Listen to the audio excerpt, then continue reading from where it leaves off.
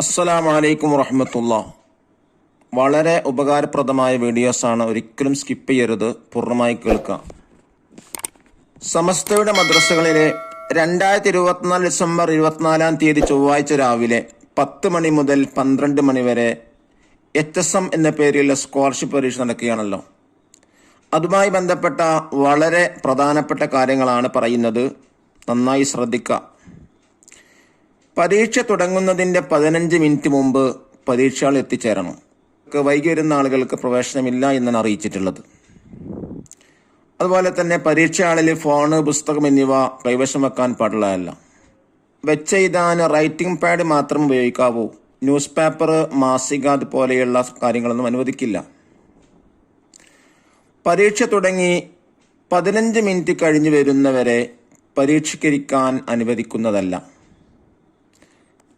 പരീക്ഷയ്ക്ക് hall ticket നിർബന്ധമായും കൊണ്ടുവരണം. ഉത്തര പേപ്പർ നിർദ്ദേശിക്കപ്പെട്ട സ്ഥലത്ത് നിങ്ങളുടെ രജിസ്റ്റർ നമ്പറും ചോദ്യപേപ്പർ കോഡ് ലെറ്ററും നിർബന്ധമായും എഴുതുക. നിങ്ങളുടെ ഹാൾ ടിക്കറ്റിലുള്ള ആ രജിസ്റ്റർ നമ്പർ എഴുതേണ്ടത്. ക്വസ്റ്റ്യൻ പേപ്പറിന് മുകളിൽ കോഡ് ഉണ്ടാവും. ആ കോഡ് നിങ്ങൾ അതിൻ്റെതായ സ്ഥലത്ത് എഴുതാം. ഉത്തര പേപ്പറിൽ നിങ്ങളുടെയോ മദ്രസയുടെയോ പേര് എഴുതാൻ പാടുള്ളതല്ല. ഒരിക്കലും നിങ്ങൾ ആൻസർ ഷീറ്റിൽ നിങ്ങളെ പേരോ മദ്രസന്റെ പേരോ എഴുതരുത്. പരീക്ഷാ സമയം 2 മണിക്കൂറായിരിക്കും. ആകെ 50 ചോദ്യങ്ങളായിരിക്കും. 50 ചോദ്യങ്ങളിൽ വളരെ ശ്രദ്ധിക്കേണ്ട മറ്റൊരു കാര്യം, ആകെ 50 ചോദ്യങ്ങളായിരിക്കും.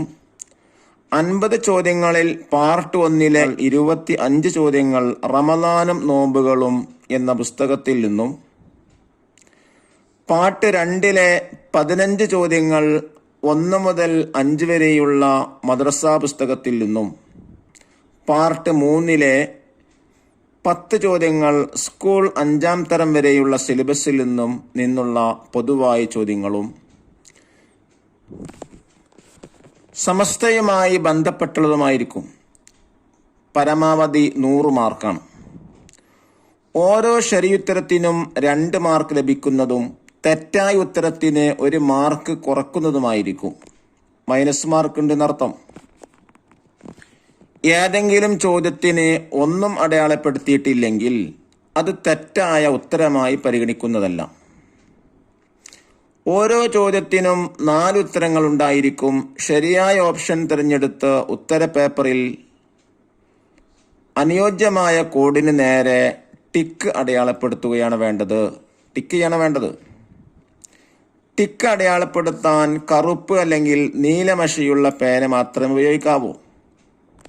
പെൻസിൽ കൊണ്ട് ടിക്ക് അടയാളപ്പെടുത്തിയതും ഒരു ചോദ്യത്തിന് ഒന്നിലധികം ടിക്ക് അടയാളപ്പെടുത്തിയതും തെറ്റായ ഉത്തരമായി മാത്രമേ പരിഗണിക്കൂ. അഥവാ 1 മാർക്ക് മൈനസ് ചെയ്യും എന്നർത്ഥം.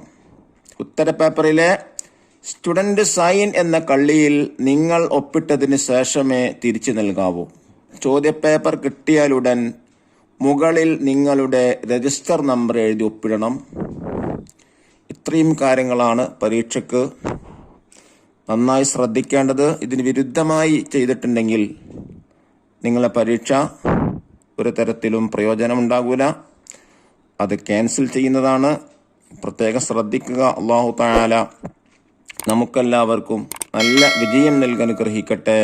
ഉന്നത സ്കോർ നൽകാനുള്ള തൗഫീഖ് ഉണ്ടായിരിക്കട്ടെ. അസ്സലാമു അലൈക്കും വറഹ്മത്തുള്ളാഹി വബറകാതുഹു.